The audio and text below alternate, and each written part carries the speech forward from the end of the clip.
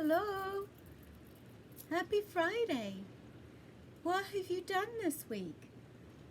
I don't know whether you have managed to enjoy some of the same things that I have done. On the times that it has been warm enough, I have been outside doing some spring cleanup in my yard. I have been collecting all of the old leaves that were there from the fall and bagging them up, and I have been watching and seeing all of the signs of spring as I see new plants and growth coming out.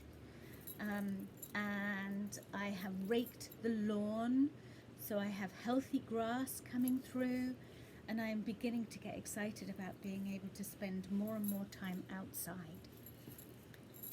Today, I have a story and I have a rhyme I would like to show you.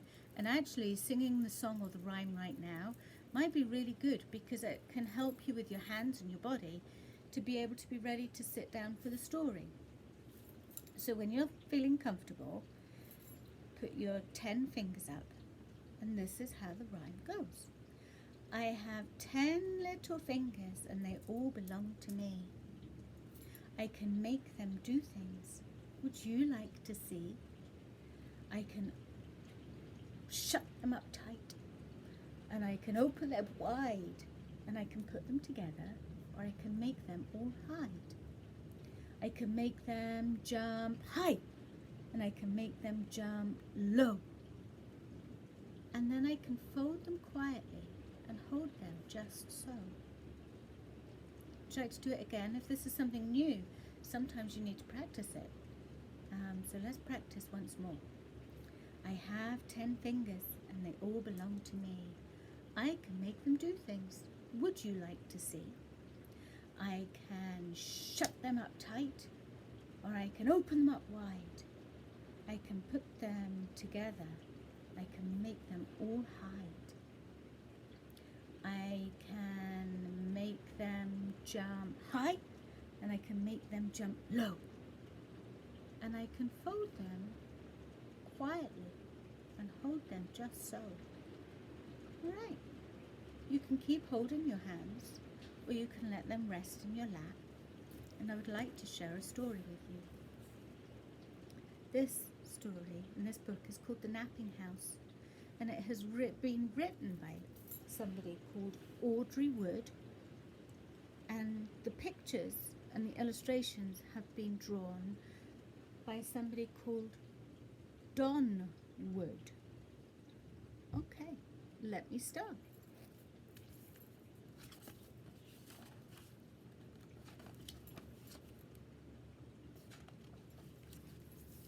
There is a house, a napping house, where everybody is sleeping.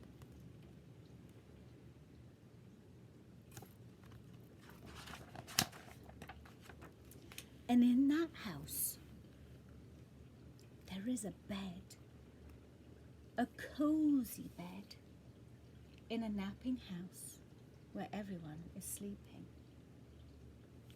Show you the pictures.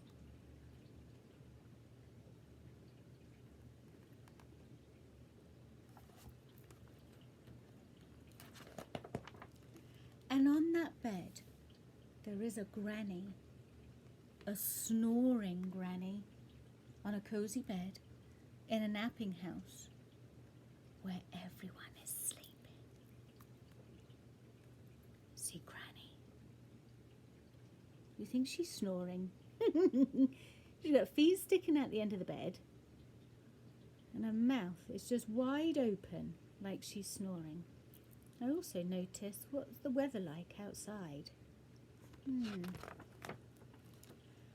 And on that granny, there is a child, a dreaming child, on a snoring granny, on a cozy bed, in a napping house, where everyone is sleeping.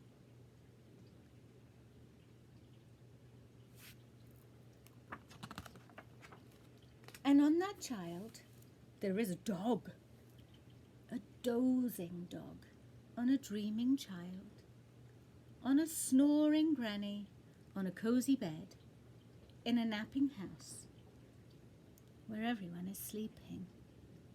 Alright, there's Granny. There's the little child. There's the dog. He looks quite comfortable. Upside down and sleeping. Oh, I see Granny's toes again. And on that dog, there is a cat. A snoozing cat. On a dozing dog. On a dreaming child. On a snoring granny. On a cozy bed. In a napping house where everyone is sleeping. Now I see the cat on top of the dog is on top of the child, and the child is on top of the granny. I see her bare feet again, I see her toes. And on that cat there is a mouse, a slumbering mouse, on a snoozing cat, on a dozing dog, on a dreaming child, on a snoring granny, on a cozy bed, in a napping house where everyone is sleeping. Can you see the tiny, tiny mouse on the sleeping cat, that's on the sleeping dog, that's on the sleeping child, that's on the sleeping granny? You're desperate to tickle her toes, but I think that might wake her up. And on that mouse, there is a flea. Can it be? A wakeful flea.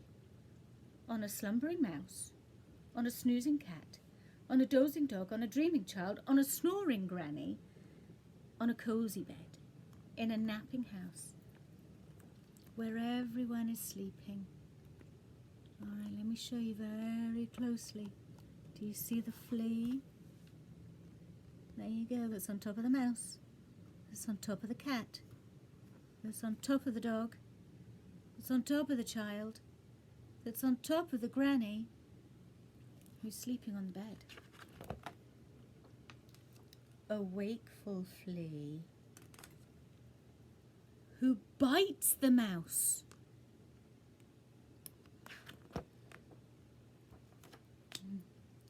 Who scares the cat?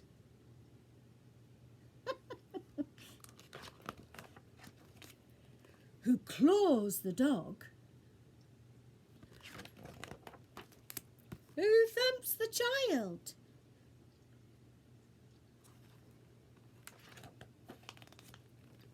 Who bumps the granny?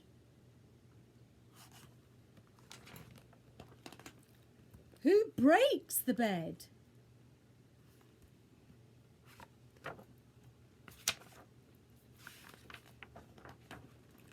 In the napping house, where no one is sleeping. Now let's see if we can remember. Who was sleeping on the bed?